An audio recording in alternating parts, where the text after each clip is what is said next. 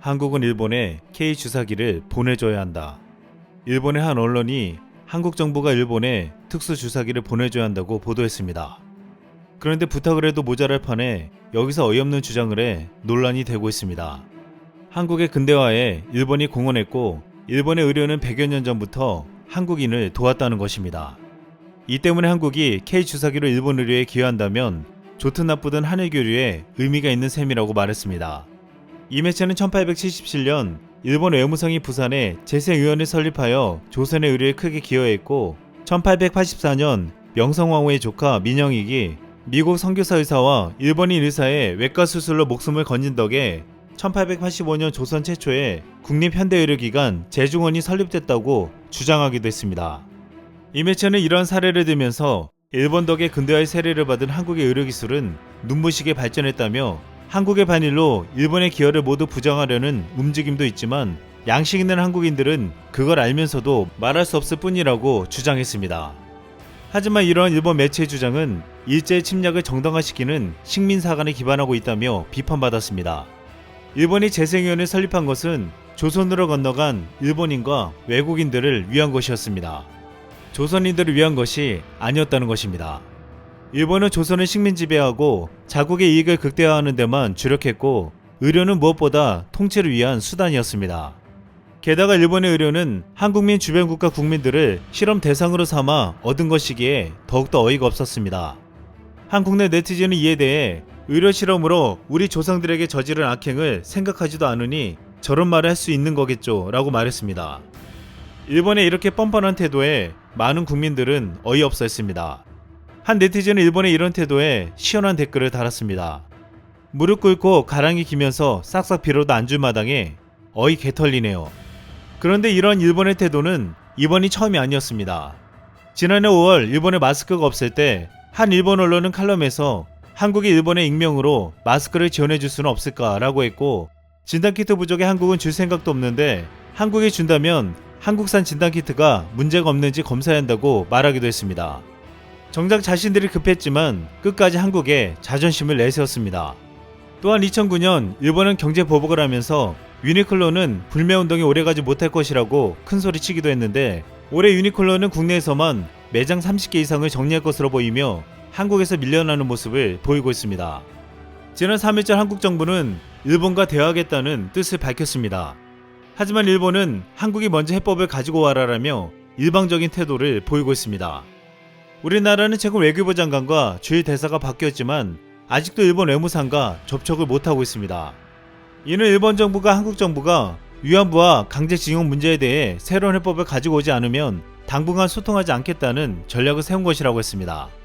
우리 외교 소식통은 일본이 내건 조건은 항복이라며 사전에 굴복을 전제로 하겠다는 건데 굉장한 외교적 무례라고 말했습니다. 이런 태도를 가지고 있는 일본은 지금 K주사기를 달라며 도와달라는 말은 차마 못하고 자신들이 과거에 도왔으니 한국이 도와야 한다는 주장까지 나오게 된 것입니다. 아시다시피 모든 문제의 발단은 일본의 잘못된 역사관이었습니다. 과거의 잘못을 반성하고 뉘우치기는커녕 사실을 왜곡하고 전세계적 로비까지 하는 행동은 우리의 분노를 넘어서 전세계 비난을 받고 이제는 일본 내에서도 비판을 받는 지경이 되고 있습니다. 얼마 전 일본군 위안부 피해자를 매춘부로 규정한 하버드 램저 교수의 논문이 거센 비판에 놓여져 있습니다. 영국 가디언지는 램저 교수의 논문이 전시 잔혹행위를 가리려는 일본 구구파가 지지하는 견해라며 저명한 학자들이 해당 논문의 역사적 근거가 없다고 지적한다고 전했습니다. 이 때문에 하버드의 역사학자들이 논문 철회를 요구했고 미 국무부도 램저 교수를 언급하지는 않았지만 위안부 제도를 인권 침해로 기술했다고 했습니다.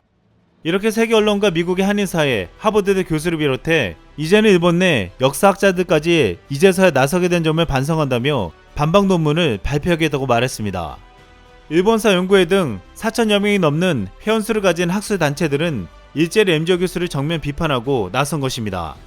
이타가키 류타 일본 도시샤 대학 교수는 램저 교수의 논문은 1990년대부터 반복된 위안부 책임 부정론의 최신판에 불과하다고 말하며 신뢰할 수 있는 검증체제에 기반해 논문을 재심사한 뒤 게재를 철회하라고 말했습니다.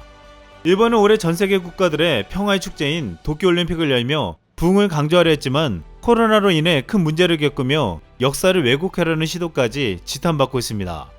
지난 9일 일본 정부가 도쿄올림픽에서 해외 일반 관객을 받지 않기로 결정했다는 보도가 나왔습니다. 지난해 말까지만 해도 일본 정부는 올림픽 전에 완벽하게 백신 접종을 끝내고 집단 면역을 달성하여 해외 관객들을 받으려고 했습니다.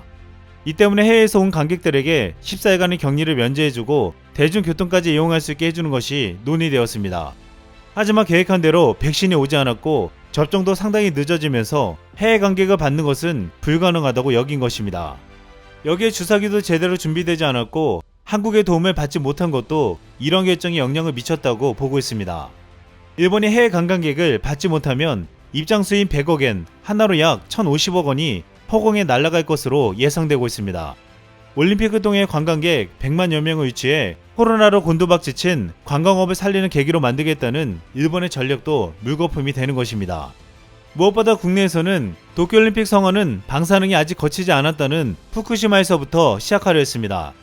일본은 후쿠시마가 방사능을 극복했다는 상징적인 의미로 이같이 계획했습니다.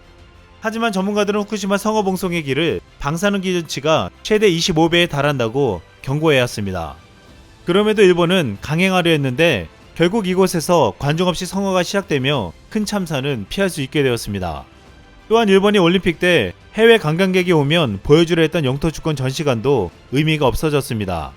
일본은 한국의 강력한 반발에도 영토 주권 전시관에 독도를 자신들의 땅이라고 주장하며 홍보하려 한 바 있습니다. 해외 관광객이 못 들어오니 이곳에서 어이없는 주장을 펼 기회도 사라진 것입니다. 최근 일본 공포영화의 거장 구로사와 기요시 감독의 영화가 한국의 개봉을 앞두고 있어 화제가 되고 있습니다. 오늘 25일 개봉하는 영화 스파이의 아내입니다. 국내에서 유명한 배우 아오이 유우가 출연해 주목받고 있습니다. 이 영화는 2차 세계대전 당시 일본군 731 부대의 만행을 고발하려는 양심적인 일본인들의 분투기를 그렸습니다.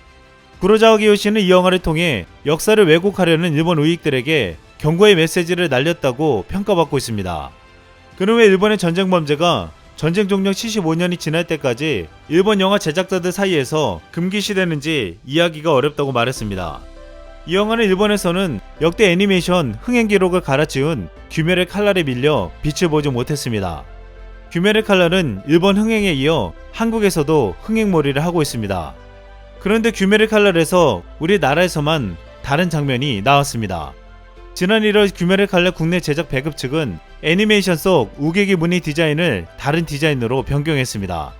주인공 카마로 탄지로가 착용한 귀걸이 무늬가 우기기와 비슷하다는 우리나라 네티즌들의 항의를 따른 것입니다. 우리나라 넷플릭스에서도 한때 우기기 무늬가 들어간 썸네일이 노출되기도 했지만 곧 바로잡혔습니다. 이에 일본 매체 데일리 신초는 탄지로의 귀걸이도 우기기 사냥에 희생되었다는 어이없는 기사를 내놓았습니다. 사이버 외교사였던 방크는 넷플릭스의 국내 말고 다른 국가에서도 우기기 장면을 수정해달라고 압박하고 있습니다. 이같이 역사를 왜곡하려는 일본의 시도가 멈추지 않는다면 앞으로 일본은 전 세계에 망신거리가 될 것이라고 말하고 있습니다. 이상 쓸멍이었습니다.